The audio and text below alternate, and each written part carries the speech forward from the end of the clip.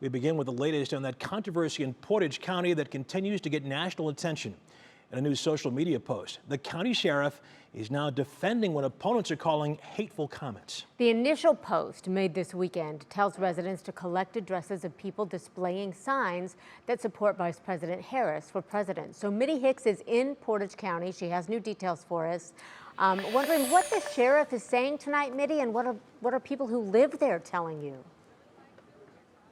Yeah. Well, good evening, Russ and Christy. I can tell you that Sheriff Bruce Zuchowski is doubling down on his initial comments, releasing a new statement on Facebook just an hour ago saying that he has rights, First Amendment rights, as a citizen. Meanwhile, the folks we talked to here in Portage County disagree. They say he either needs to apologize or step down. It's pretty bad when you sit there and target people that you're supposed to be in charge of protecting. Charles Callista has lived here in Portage County for over 80 years, and this is the first time he says he's seen what he calls disgusting comments from an elected official, and he's not alone. I'm not sure I would feel safe having the sheriff come to my house if I needed help. He's talking about this post on Sheriff Bruce Zuchowski's Facebook, telling his supporters to write down the addresses of the people who support Vice President Kamala Harris for president if she wins. In his post, he calls her a flip-flopping, laughing hyena as he talks about the issue of immigration. These comments aren't sitting well with residents. Some residents are now pushing back on his comments by putting up signs. I'm not afraid to put a sign up in my yard, although I realize that makes me a target. But political leaders worry that it's causing voter intimidation. It's reprehensible, unethical.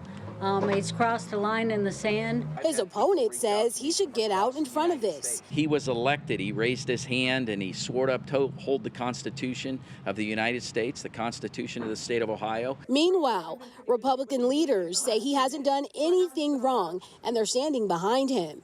So I talked to the Secretary of State's office and reached out, and they're saying, you know, the statement is not, it's his First Amendment right to say what he wants to say, and that it does not meet the criteria to be voter intimidation. But organizations like the ACLU disagree. The notion that the Portage County Sheriff is keeping a list of Harris supporters raises a specter of other forms of official retribution. So within the last hour, we received a statement from the Secretary of State that reads, quote, "Our office has reviewed the comments and determined they don't violate election laws. The sheriff can speak and answer for himself about the substance of his remarks." Now, in the meantime, Portage County Democrats say his comments have caused a ripple effect here in the county and caused a run on the yard sign. So folks supporting Harrison Walls will have to wait until Thursday. That's when the next shipment of yard signs will be in. Russ and Christy. Just want to point out once again that we have requested an interview with the sheriff several times over the past day and have not heard back. All right, Mitty Hicks, thank you so much.